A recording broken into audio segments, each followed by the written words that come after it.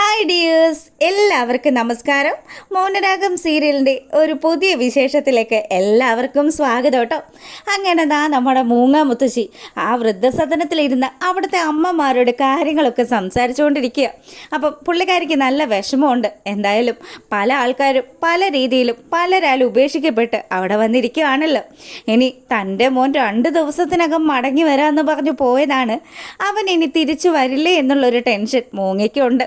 അതുകൊണ്ട് തന്നെ അവിടുത്തെ അമ്മച്ചിമാരുടെ അടുത്ത് സംസാരിച്ചു കൊണ്ട് നിൽക്കുമ്പം മൂങ്ങമുത്തശ്ശിയാണെങ്കിലോ, എന്ത് ചെയ്യാനാ, ഞാനും അതുപോലെയുള്ളൊരു പ്രശ്നത്തിൽപ്പെട്ടാണ് വന്നിരിക്കുന്നത്.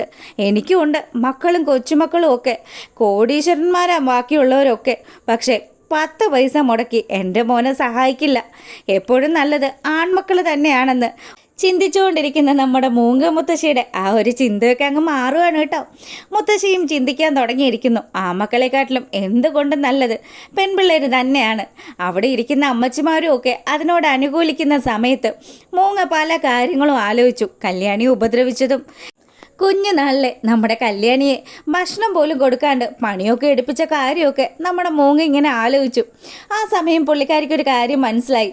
കാദംബരിയും രതീഷും അതുപോലെ ബാലനും എല്ലാവരും തന്നെ അവരുടെയൊക്കെ ഒപ്പം നിൽക്കുന്നുണ്ടെങ്കിൽ കല്യാണിയുടെ ഭാഗത്തും എന്തൊക്കെയോ ശരികളുണ്ട്. ഒരിക്കലും താനും തൻ്റെ മകനും കൂടി വളർത്തിയ കൊച്ചുമകനെ പോലെയൊന്നും അല്ല അവൻ, ഒരിക്കലും നല്ലൊരു രീതിയിലൊന്നും അല്ല വളർന്നു വന്നിരിക്കുന്നത്. അവൻ്റെ കയ്യിലില്ലാത്ത പരിപാടികളൊന്നും ഇല്ലല്ലോ എന്നൊക്കെ മുത്തശ്ശി ഇങ്ങനെ ആലോചിച്ചു. ഈ സമയമാണെങ്കിൽ നമ്മുടെ പ്രകാശൻ തട്ടുകടയിലിരുന്ന് തട്ടുദോശയും പൊറോട്ടയും അങ്ങനെയുള്ള ചിക്കൻ ഫ്രൈ വരെ വാങ്ങിച്ചടിക്കുക. 10 പൈസ പ്രകാശൻ്റെ കയ്യിൽ എടുക്കാനില്ല. എന്നാലും പ്രകാശൻ കഴിച്ചുകൊണ്ടേയിരിക്കുന്നു. ആ കടക്കാരനാണെങ്കിലോ, സാറേ ഇനി എന്തെങ്കിലും വേണോയെന്ന് ചോദിച്ചു. ഏയ് വേണ്ട, ഇനി എന്തായാലും ഞാനിവിടെ പണിയെടുക്കാനുള്ളതാണല്ലോ, അതുകൊണ്ട് തന്നെ എനിക്ക് ഇന്നത്തേക്ക് ഇത് മതിയെന്ന് പറഞ്ഞ് പ്രകാശൻ പതുക്കെ എഴുന്നേറ്റു. അപ്പോൾ പൈസ പറയുന്ന സമയത്താണ് നമ്മുടെ പ്രകാശന് അത് കൊടുക്കാനുള്ള കാശ് കയ്യിലില്ലെന്ന് കടക്കാരന് മനസ്സിലായത്. അതുകൊണ്ട് തന്നെ പുള്ളിക്കാരൻ പറഞ്ഞു, അതേ കയ്യിൽ നയാ പൈസ ഇല്ലാതെയാണോടോ താൻ അത് വേണം ഇത് വേണമെന്നൊക്കെ ഓർഡർ ചെയ്തത്? അല്പമെങ്കിലും നാണം ഉണ്ടെങ്കിൽ ഇങ്ങനെ ഇരുന്ന് തിന്നുവോ? അതും എന്ത് തീറ്റയാ തിന്നത്? താനൊരു 3-4 പേർക്കുള്ളത് ഒരുമിച്ചിരുന്ന് അടിച്ചല്ലോ. അപ്പം തൻ്റെ കയ്യിൽ കാശില്ലാത്ത കൊണ്ടാണല്ലേ താൻ ഇങ്ങനെ അങ്ങ് ഇരുന്ന് കഴിച്ചത്? തന്നെ അങ്ങ് വെറുതെ വിടാൻ പറ്റത്തില്ലോ എന്ന് പറഞ്ഞ് ആ കടക്കാരൻ നമ്മുടെ പ്രകാശനെ വളഞ്ഞു. പ്രകാശനാണെങ്കിലോ, അതെ ഞാൻ നിങ്ങൾ പറയുന്ന എന്ത് ജോലിയും ചെയ്തോളാം, വേണം ഞാൻ നിങ്ങളെ ഹെൽപ്പ് ചെയ്യാൻ വേണ്ടിയിട്ട് ഈ കടയിൽ നിൽക്കാമെന്നും പറഞ്ഞു. അങ്ങനെ അയാൾ പറഞ്ഞ ജോലികളൊക്കെ ചെയ്ത് പ്രകാശൻ അവിടെ അങ്ങനെ നിൽക്കുക. ഈ സമയം ആണെങ്കിൽ ഇതാ നമ്മുടെ പ്രകാശൻ കൊണ്ടുവന്ന് മൂങ്ങ മുത്തശ്ശി അവിടെ ആക്കിയ വിവരങ്ങളൊക്കെ ആ വാർഡൻ നമ്മുടെ കല്യാണിയെ വിളിച്ചറിയിക്കുകയാണ്. അപ്പോൾ കല്യാണി പറഞ്ഞു, എന്തായാലും ഞാൻ നാളെ അങ്ങോട്ട് വരുന്നുണ്ടല്ലോ, വരുന്ന സമയത്ത് അവിടെ വന്ന് മാഡത്തിനോട് ഡീറ്റെയിൽ ആയിട്ട് സംസാരിക്കാം. എന്തായാലും ഞാൻ പറഞ്ഞിട്ട് മാത്രം അവരെ അവിടെ സ്ഥിരമായിട്ട് താമസിപ്പിച്ചാൽ മതി. നാളെ വരുമ്പം ബാക്കി കാര്യങ്ങൾ സെറ്റിൽ ചെയ്യാമെന്ന് പറഞ്ഞ് അവൾ ഫോൺ വെക്കുക. അതിനുശേഷം വാർഡൻ വിളിച്ച കാര്യങ്ങളൊക്കെ കാദംബരിയോട് സംസാരിച്ചുകൊണ്ട് നിൽക്കുക കല്യാണി. അങ്ങനെ ഇവർ പ്രകാശനും മൂങ്ങയും ഒക്കെ ആ ഒരു വൃദ്ധസദനത്തിലെത്തിയതും മൊത്തത്തിൽ കഷ്ടതയിലാണ് ഇപ്പോൾ മൂങ്ങ മുത്തശ്ശിയും പ്രകാശനും ഉള്ളതെന്നുള്ള വിവരവും കൂടി അറിയുമ്പം നമ്മുടെ രതീഷും അതുപോലെ കാർത്തികയും കൂടി അങ്ങോട്ട് വന്നു. രതീഷാണെങ്കിലോ, അതെ ഞാനിന്ന് വീട്ടിലേക്ക് ചെല്ലുമ്പോൾ കാണുന്ന കാഴ്ചയെ അവർ ആ മൂങ്ങ മുത്തശ്ശി അവർ വീട്ടിൽ വന്ന് തപസ്സിരിക്കുന്നതാ. പ്രകാശനാണെങ്കിലോ, എടി നമ്മുടെ റൂമിൽ നമ്മുടെ കട്ടിലിൽ കയറി സുഖിച്ച് കിടക്കുകയായിരുന്നു. അയാളെ ഞാൻ ഇറക്കി വിടാൻ പെട്ട പാട് എൻ്റെ പൊന്നു കാദംബരി, ഒരു രക്ഷയില്ല. ഒരിക്കലും നമ്മുടെ മോൻ ഇതുപോലെയുള്ള ആൾക്കാരെയൊന്നും കണ്ടല്ല വളരേണ്ടത്. നമുക്ക് ഈ കല്യാണിയെയും അതുപോലെ കിരൺ സാറിനെയും ഒക്കെ പോലെയുള്ള നല്ല ആൾക്കാരുമായിട്ടാണ് ചെങ്ങാത്തം വേണ്ടത്. എന്തായാലും ഏട്ടൻ ഇറക്കി വിട്ടല്ലോ, അതിൽ വലിയ സന്തോഷമുണ്ടെന്ന് കല്യാണി പറയുക. ഇത് കേട്ടുകൊണ്ട് നമ്മുടെ കാർത്തിക പറഞ്ഞു, വരുന്ന വഴിക്ക് ഞാനും നല്ലൊരു കാഴ്ച കണ്ടിട്ടാണ് വരുന്നത്. എന്താ ചേച്ചി കണ്ടത്?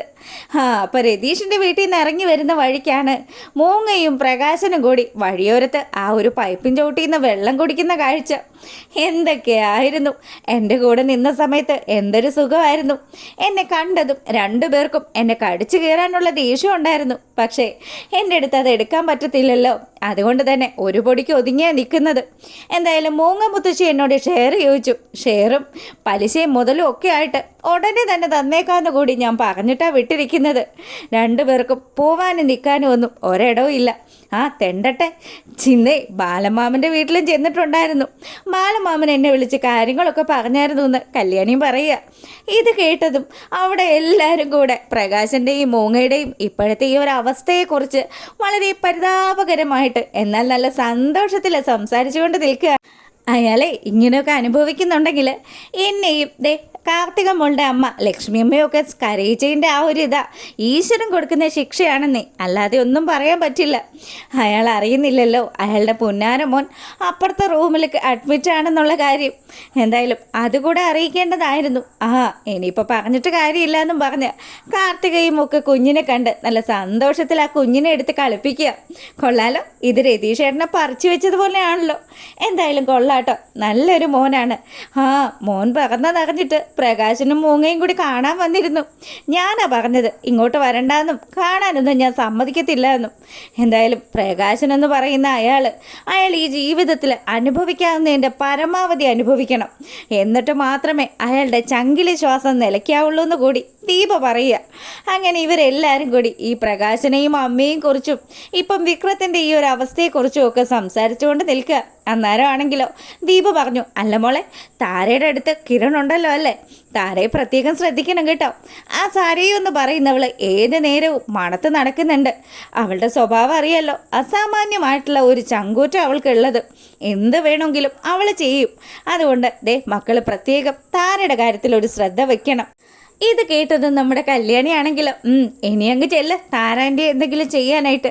അവൾക്കുള്ള ശിക്ഷ അത് ഈ ഞാനും കിരണേട്ടനും കൂടി കരുതി വെച്ചിരിക്കുക. ഇനി അവൾ എന്തെങ്കിലും ചെയ്താലുണ്ടല്ലോ അവളെ പൂട്ടാനുള്ള മാർഗമൊക്കെ കിരണേട്ടൻ കണ്ടുവച്ചിരിക്കുക. ആ ബഗാസുരനെയും ശാരിയും ഒക്കെ വിറപ്പിച്ച് നിർത്തിയിരിക്കുക. ഇനി ഒരു കാരണം വെച്ചാലും താര ആൻറ്റിയുടെ നേരെ അവൾ തിരിയില്ലായിരിക്കും. അങ്ങനെ ആയോ മതിയായിരുന്നു. പിന്നീട് നമ്മുടെ കല്യാണി ആ ഒരു വൃദ്ധസദനത്തിലേക്ക് എത്തുന്നതും മൂങ്ങമുത്തശ്ശി ഇവിടെ വെച്ച് നമ്മുടെ കല്യാണിയെ കാണുന്നതും ഒക്കെയാണ് ഇനി വരാനിരിക്കുന്ന ആ ഒരു ഗംഭീരമായിട്ടുള്ള വിശേഷത്തിലുള്ളത്.